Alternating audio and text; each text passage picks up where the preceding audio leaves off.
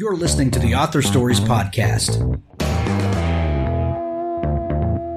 bringing you the story behind the stories and the storytellers. Margaret White, Terry Brooks, Sheena Kamal, Matthew Quick, J.T. Ellison, Walt D. Williams, Brad Thor, Corey, Dr. O, Brandon Sanderson, Robin Hobb, Ernest Klein, Jim Butcher, Charlene Harris. Visit hankgarner.com for archives of all the shows. Today's guest is... Well, thanks for joining me again for the Author Stories Podcast, where I bring you the story behind the stories and the storytellers. Today, I'm super excited to have Nicola Harrison on the show with me. She has an amazing new historical fiction called The Showgirl, and what a fun read this is. If you love historical fiction like I do, this is a must-have for your summer reading. Go grab it today. There's going to be links in the show notes of this episode. Welcome to the show, Nicola. Hi, Hank. Thanks so much for having me. I'm excited to have you. Nicola, we begin each show with the same question, and that question is, what is your first memory of wanting to be a writer or a storyteller?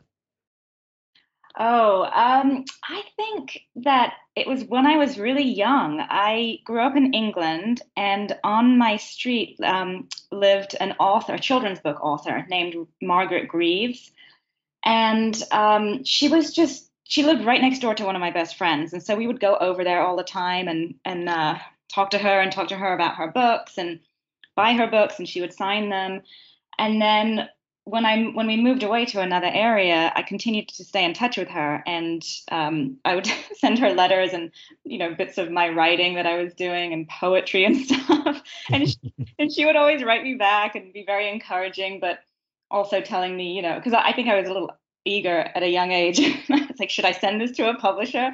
She's like, hold off and keep on writing, just keep practicing.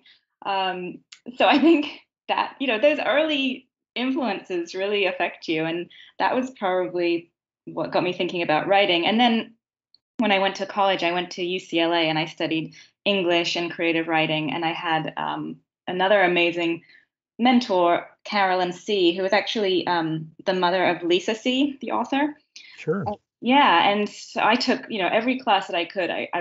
She offered, I took it, and she was just so wonderful. She would always she was teaching us about writing, but also about life. And then we stayed in touch also when I moved to New York. So I think those early influences really helped me decide I wanted to be a writer. What a gift that had to be as a young person to meet someone who was doing the thing that you dreamed of doing, and that you could put a face to it and, see that she was a normal person with a life of her own who just happened to write and publish children's books. That Exactly. That demystifying of the process it was probably worth more than you could even describe. Yes, exactly. It's not like this, fantastical idea of a writer out there somewhere. It's like, okay, this is an actual writer who lives on my street. Right. Visualize it. Absolutely. So you grew up in England and then immigrated to Southern California, is that right? Yes. That's when I was 14. How much of a culture shock was that? It was a big culture shock. I remember I was going into high school, and my parents and I, when we first got there, the night we landed, we were staying at this place right next door to the school. And I said, I want to walk over to the school and see what my high school is going to look like. And we walked over, and I saw I wasn't expecting anyone to be there, but I saw these kids hanging out wearing like cowboy boots and cowboy hats. And there were like big bales of hay.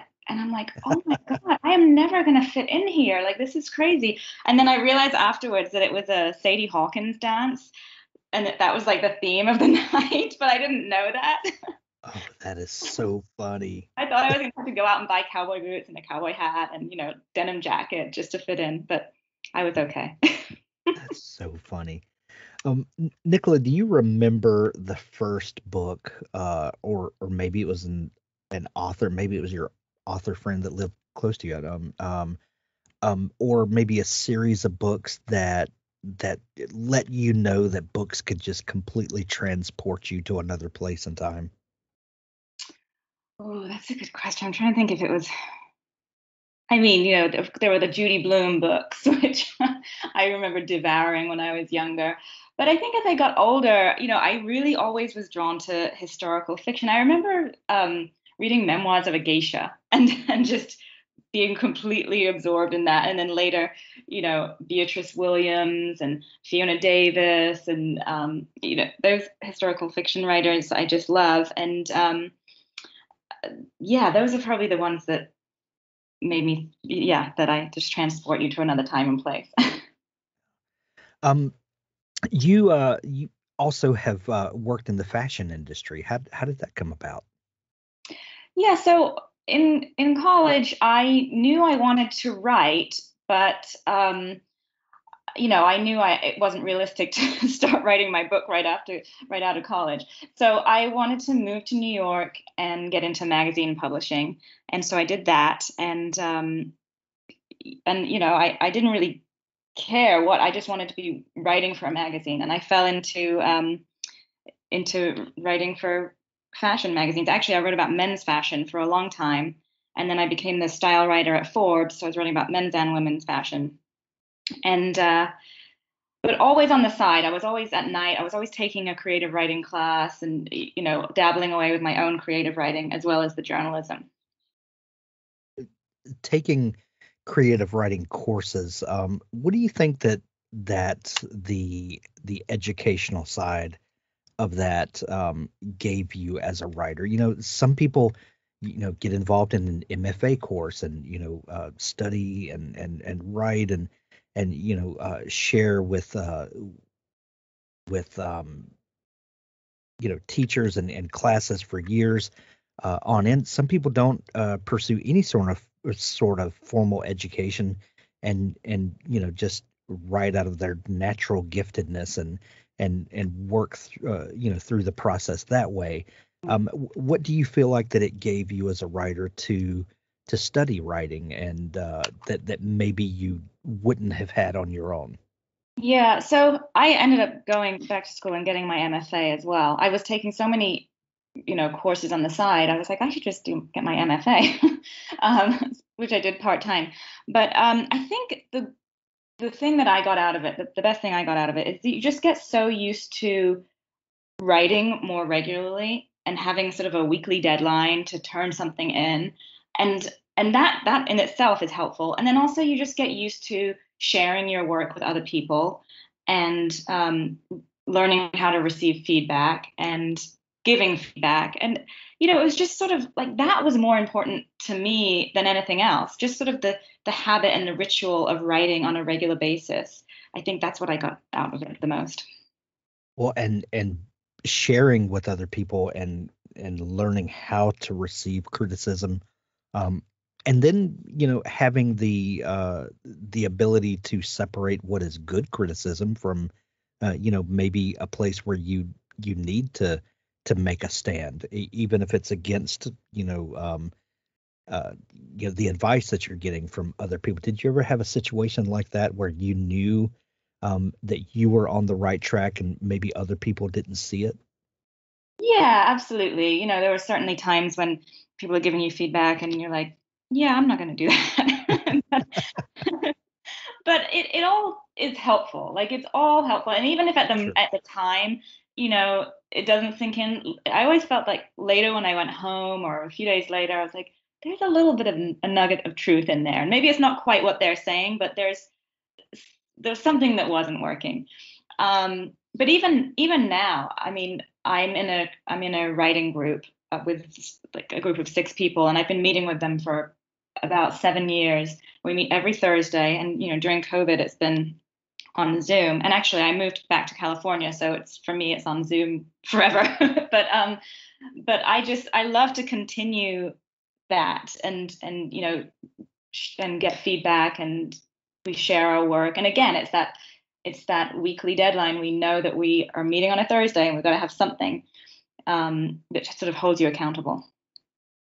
Your first book, Montauk, that was published, was that the first novel that you had written? Yes. Did how long had you worked on that before you were able to sell it? It took me about 4 years to write it, but of course, I didn't have an agent or a publisher, so I didn't have a deadline to turn it in.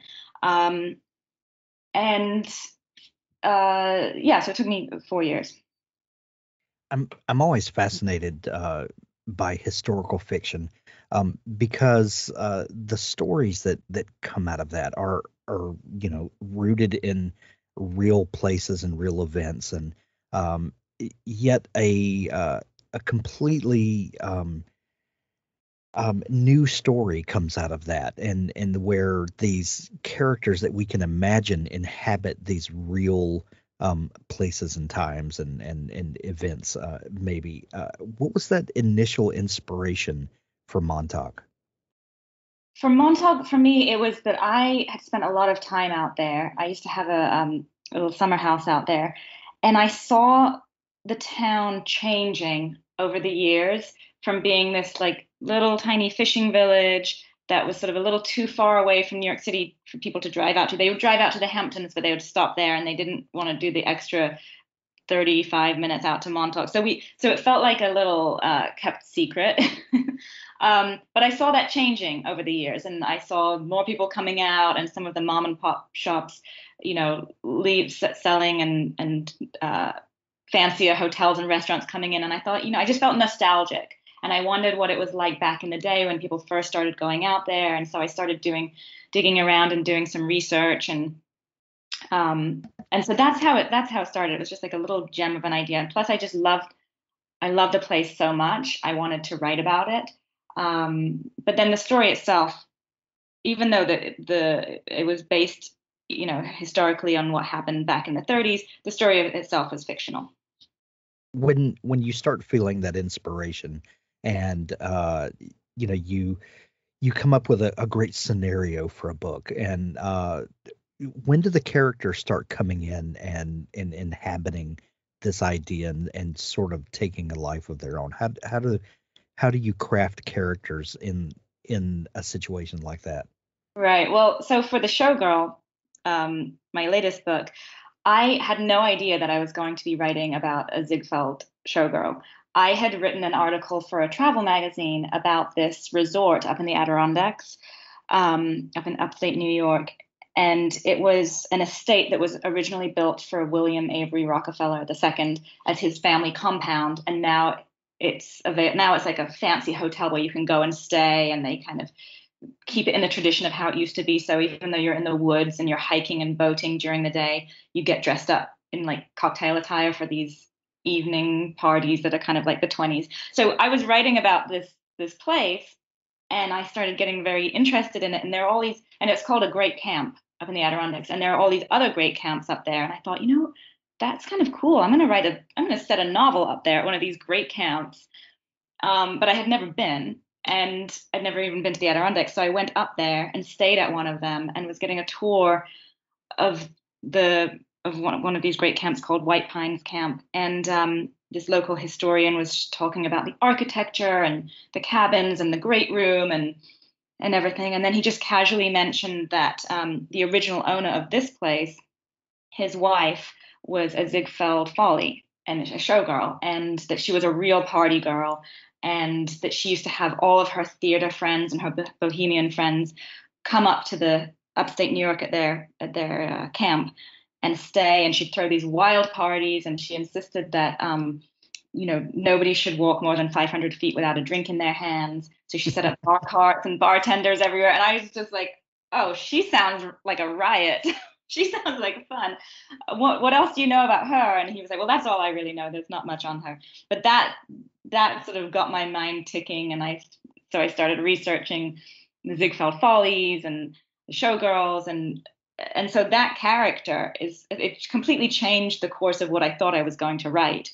And it all takes, so much of it takes place in New York City on the stage. And they do go up to the Adirondacks, but it was just like that little spark. He just happened to mention one thing, and that's where the whole book came from.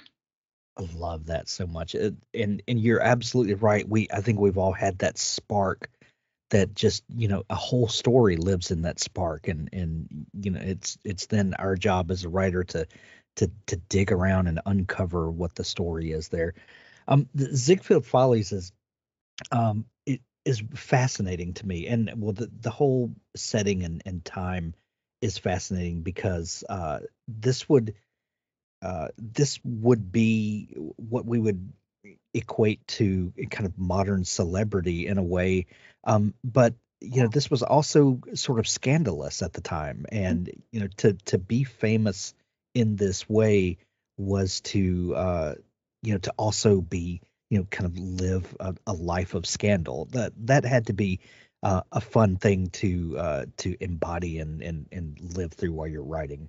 Oh, so fun, so fun. I mean, just and also like bringing that to life in my protagonist Olive. I mean, she was completely different from the protagonist from Montauk. Olive was like feisty and ambitious, and wasn't going to let anything stand in her way.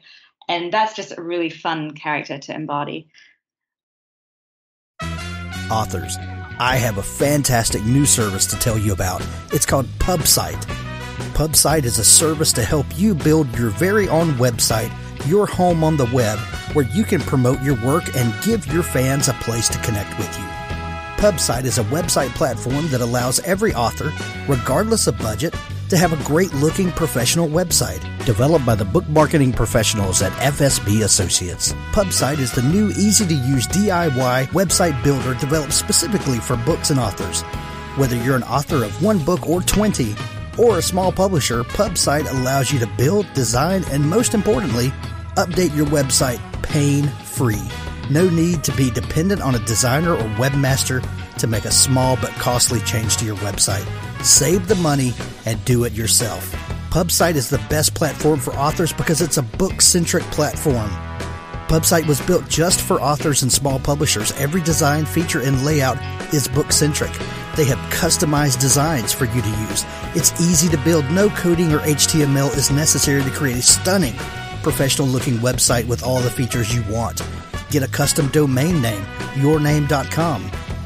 It's simple to update. You can add all of your books, add a blog and a book tour, sell from any retailer, manage your email list and social media, and even do e-commerce.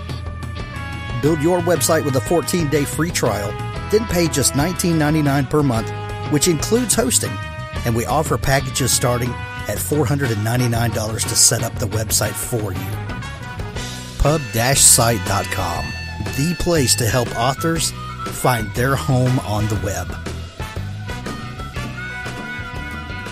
Looking for a tool to help you visualize your story before the drafting begins?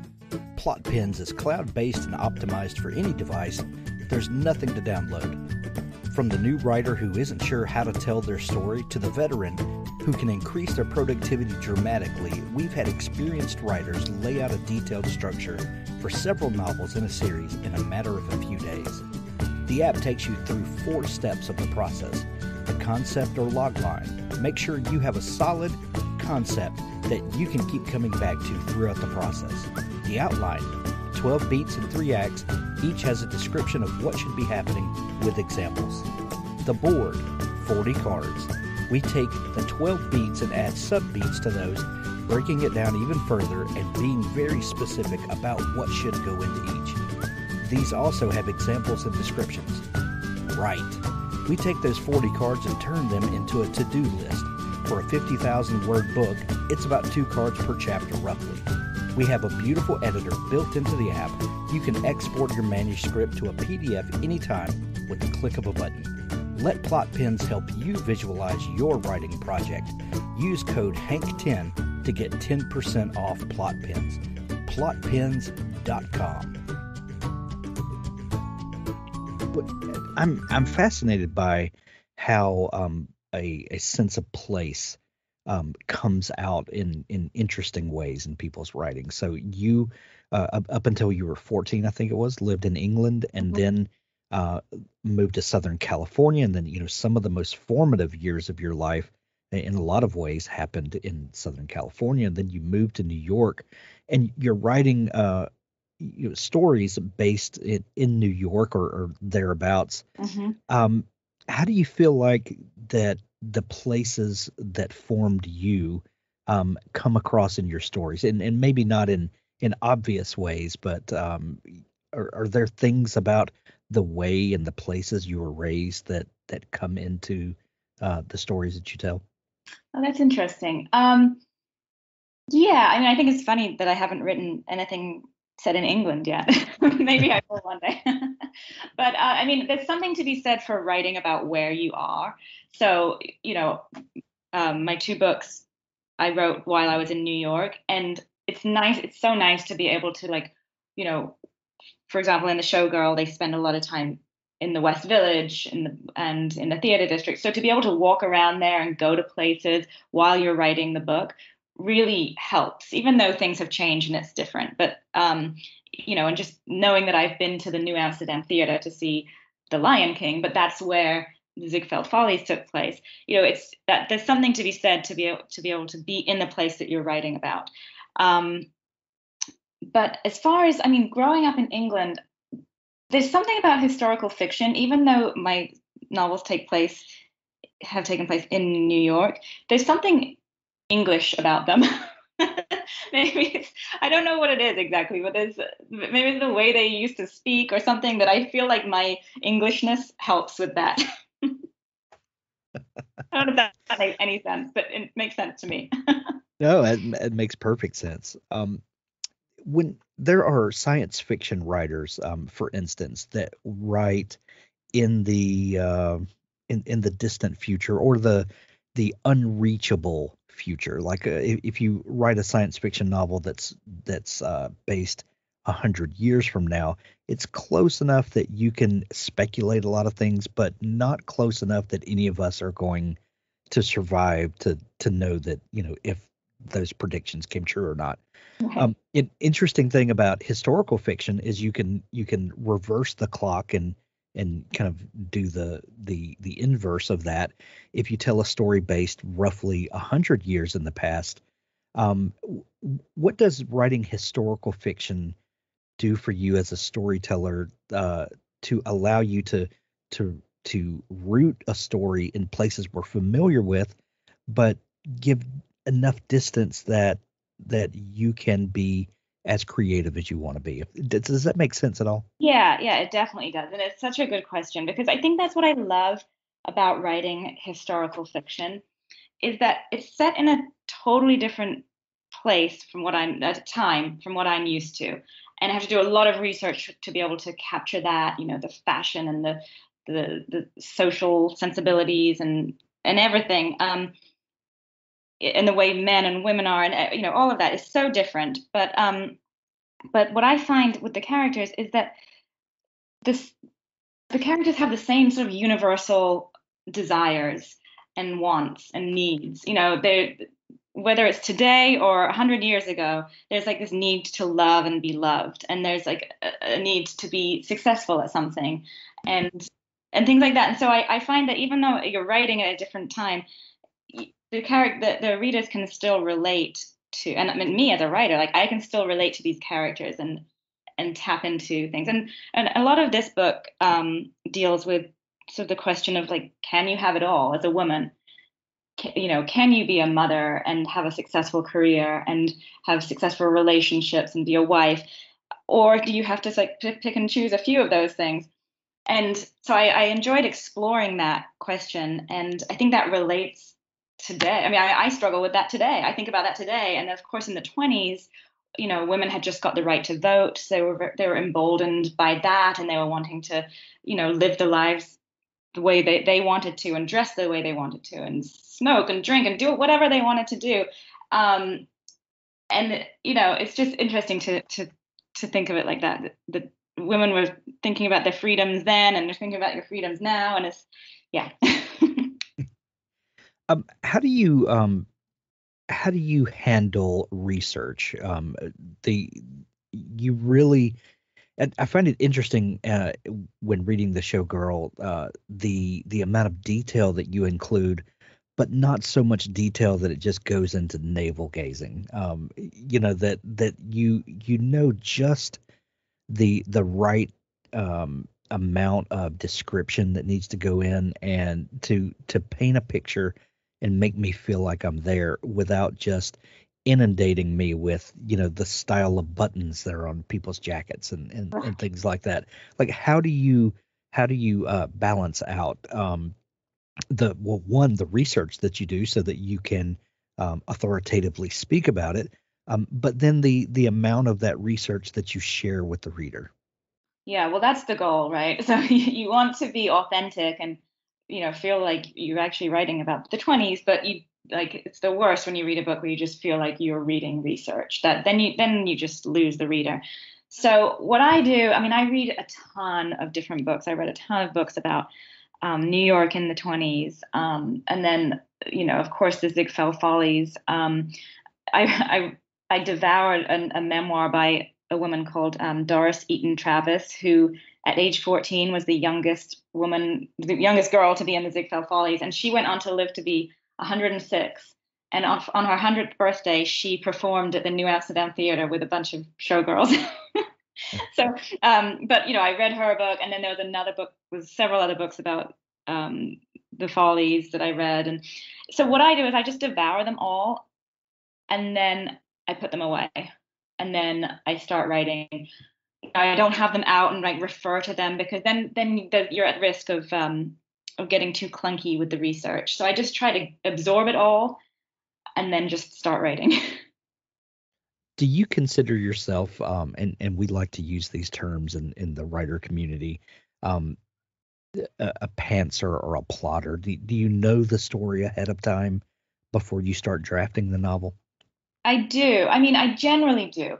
So with both Montauk and The Showgirl, I knew where it was going to start, kind of where we were going to go, and how it was going to end. But then I just start writing. So I think I'm right in the middle between a pantser and a plotter. Or maybe that's more of a pantser. But I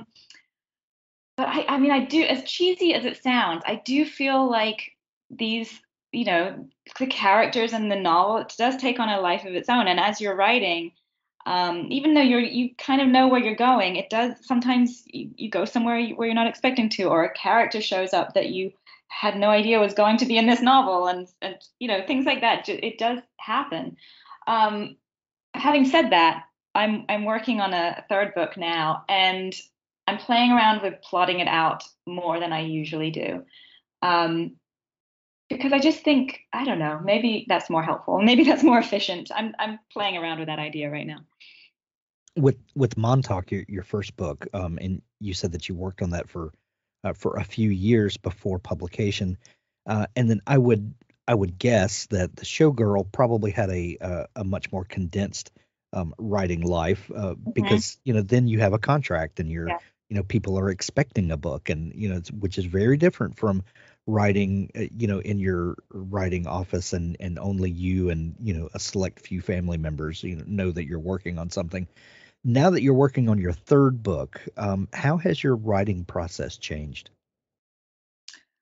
Well, I certainly try to write every day, and I used to have a personal styling business that I had as well, and now I'm not doing that anymore. I'm just focusing on writing, and I also have 2 kids, so it's like I'm just way more dedicated to writing. I'm way more protective of my writing time, but I also have to leave the house. I have to go somewhere. Unless my kids are at school, which they're not right now and haven't been really for a while, but I generally find I have to leave the house and go somewhere with a place or a door that I can close and get some peace and quiet so I can actually focus on my writing.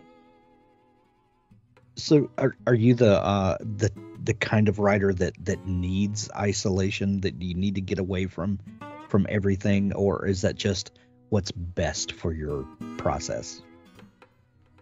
I pretty much need to be away. I can be in a coffee shop with headphones in, but I need quiet or music that doesn't have any lyrics. Nothing's just me. Can you tell us anything about book 3 that's coming up? Yeah, so this one's going to take place in the 1940s, and surprise, since I say I like to be in the place that I'm writing about. It takes place in Southern California, and it's fun. The character was a Rosie the Riveter, so she worked in the one of the airplane factories during the war, and then the war ends and she's without a job and she has to figure out what she's going to do. So she ends up in Laguna Beach in an artist community, totally out of her element, working with a famous artist. And that's all I'll say, because it might change along the way. That's going to be so fun. I can't wait. Yeah. The Showgirl, when you're hearing this, is available everywhere now. You can grab it in Kindle edition or hardcover or audiobook. We're going to have links to all those places in the show notes where you can go grab it. Have you heard the audiobook yet, Nicola? I've heard a section of it, and it sounds great. I can't wait. That's going to be fantastic as well. Or go visit your local bookstore. You can grab The Showgirl everywhere that books are sold. Nicola, if people are just discovering you and want to dig into all the great stuff that you do, where can they find you online? My website is nicolaharrison.com, and I'm on Instagram as Nicola Harrison Author, and also Facebook, Nicola Harrison Author. Excellent. We'll put links to all those places as well. Nicola, this has been so much fun chatting. We're going to send everyone to pick up a copy of The Showgirl. Thank you so much for taking time to come on the show. Thank you so much.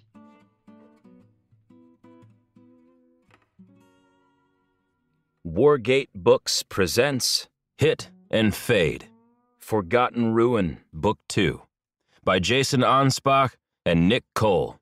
Narrated for you by Christopher Ryan Grant. Chapter 1. The army of the dead walked straight into our ambush east of Fortress Hawthorne. That's what the FOB is called now, Fortress Hawthorne. Despite it being officially known as Forward Operating Base Hawthorne, as was originally intended when the 50 detachments of various special operations groups came forward through time from Area 51. A one-way mission to save Western civilization from a rampaging nanoplague destroying the very fabric of said civilization. Apparently, we overshot the temporal insertion point and stuck the landing. Sorta. About 10,000 years too late. Said civilization is now basically something straight out of Tolkien or Dungeons and Dragons, which we've all now gotten a lot more familiar with thanks to our resident expert and fledgling hedge wizard, the infamous PFC Kennedy. But the Rangers just call it the FOB. The first of our explosives to ruin the leading elements of the army of the dead advancing on us, Claymore mines the recaptured forge back at Hawthorne had cranked out in the weeks after we'd retaken it from King Triton, were fired by Ranger Sergeant Kang down there with the Scouts and Captain Knifehand's assaulters. It was close to midnight when the front rank of bony warriors, carrying rotting shields and spears, eyes glowing malevolently in the deep night mist, advanced into our ambush, only to get ruined by the daisy-chained claymores' sudden eruption. Above us, a cloud-shrouded moon cast a wan yellow light over the battlefield. The night was hot, and spring was coming on full now. The pilots who'd gotten us here in the grounded C-17 back at Ranger Alamo, using their meteorology skills, had guessed it was going to be a long, hot summer ahead of us, and an early one at that. But there was a cold shiver in the dark on your exposed skin that you couldn't quite explain when you saw the dead advancing rank after rank. The bone warriors, carrying spear and shield. Other, darker creatures barely seen. The lower areas of the earth were graveyard cool and misty, so maybe that was it.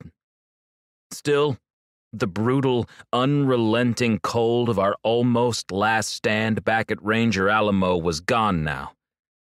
But not the horrors. There wasn't a night that some ranger didn't wake up out of a tormented sleep, breathing heavy, sidearms scanning the dark and looking for orcs and ogres to ventilate. I was sweating in the hour leading up to the attack, despite the night and the mist.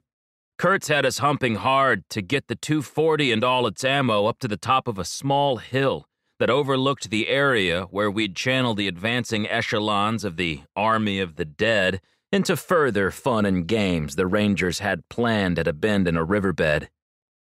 If the approaching Army of the Dead continued on their current course track, they'd enter it for a brief period. It was decided by the captain we'd kill them there. And I was sweating. Not because of fear. No, not at all. "Firing," whispered Sergeant Kang over the comm as he detonated the mines. And 8 daisy-chained claymores spat thousands of steel balls all across the front line of what even I was still finding it hard to believe I was seeing through my night vision device. Skeletons. Warrior skeletons. Ancient warriors like something out of the Bronze or Iron Ages. Worked breastplates of molded plate or rotting scales. Green and tarnished, stamped with the markings of fabled armies fallen in battles long, long ago. Leather cuirasses on some, rotting boots, helms with broken horns, missing teeth, tattered leather kilts, beads and charms dangling from bone wrists, enigmatic holy signs and primal torques black with grave dirt, or from a funeral pyre long ago on some forgotten battlefield far from here, draped about the spine where the throat should be, where it rises to connect to a bone-white skull that seems filled with malevolent purpose and diabolical intelligence, malignantly so. Walking skeletons like something out of a Ray Harryhausen clay model Sinbad epic from the 1960s. Above, the sliver of moon gave enough light to strengthen our NVGs, making the night vision devices perform exceptionally well as we sprang our trap and watched the advancing elements get rocked by our initial high-explosive opening bid in the game we were about to play. The air was still and hot in the moments before the fight began as we lay there in the tall, sharp grass, waiting for it all to go down. I was thinking a hot cup of coffee would be nice about now, except my canteen only had cold coffee I'd brewed during the long, silent, and windy afternoon of preparation. Still, I was happy knowing I had some, rather than none. Authors, if you're looking for a partner to help ensure that your book is the best it can possibly be, look no further than Pico's House. Crystal and her staff make a conscious effort to be critical yet courteous. They also strive to make the business side of things run smoothly so that you can rest easy knowing that your manuscript is in capable hands. Whether you need beta reading, developmental editing, a manuscript critique, line editing, copy editing, or proofreading, Pico's House is the one-stop shop for you. Check them out today at picoshouse.com to get started.